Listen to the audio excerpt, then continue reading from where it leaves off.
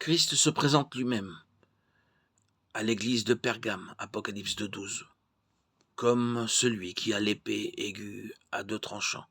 Il dit au verset 13, « Je connais ton travail, où tu demeures. Je sais que là est le trône de Satan. » L'empereur Constantin était le chef de l'église au lieu et place du Seigneur Jésus-Christ.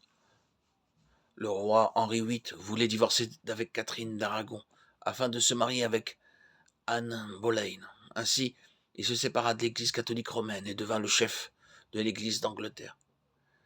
Mais Christ ne peut pas régner sur une église où un homme s'arroge l'autorité. L'église est alors avertie de ne pas manger des choses sacrifiées aux idoles. Dans Nombre 23, 4, 11, Balaam bénit les enfants d'Israël au lieu de les maudire. Il ne souhaitait pas faire cela, mais Dieu l'avait obligé à les bénir. Plus loin, dans Nombre 25, 1, Balaam donna un mauvais conseil. Il persuada habilement quelques enfants d'Israël de conclure des mésalliances, ce qui amena le peuple à adorer les idoles et Israël se joignit à Baal-Péor. Nous pouvons qualifier la doctrine de Balaam, doctrine des mésalliances, c'est-à-dire des croyants mariés à des incroyants.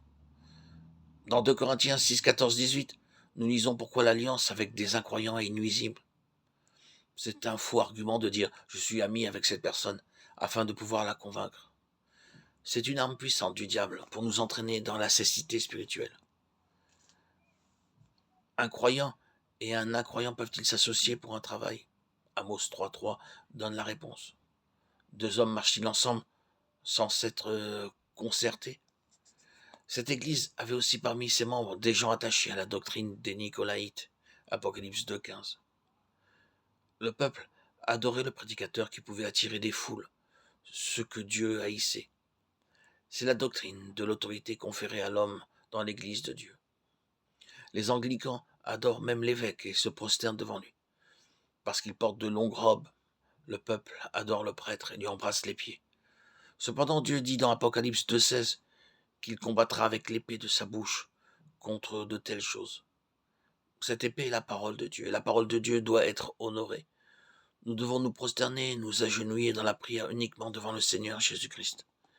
Dans Philippiens 2.10, nous lisons que tout genou fléchira devant lui. Et dans Éphésiens 3.14, l'apôtre dit « Je fléchis les genoux devant le Père de notre Seigneur, Jésus-Christ ». Dans l'Église primitive, il était d'usage de s'agenouiller pour prier. L'agenouillement est une marque d'adoration. Nous voyons cela dans Actes 20.36.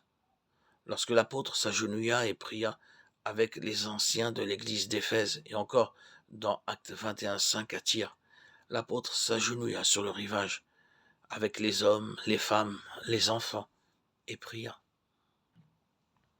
Dans Actes 7.60, Étienne s'agenouilla et pria, alors qu'on le lapidait. Dans Actes 9.40, Pierre s'agenouilla et pria devant le corps de Tabitha.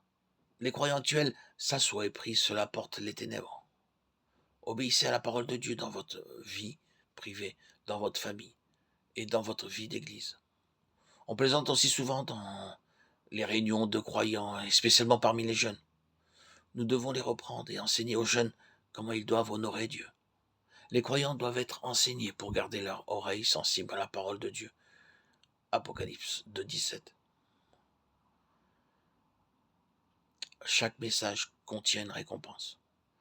La récompense promise est la manne cachée, la nourriture spirituelle dont nous avons besoin pour la nouvelle vie.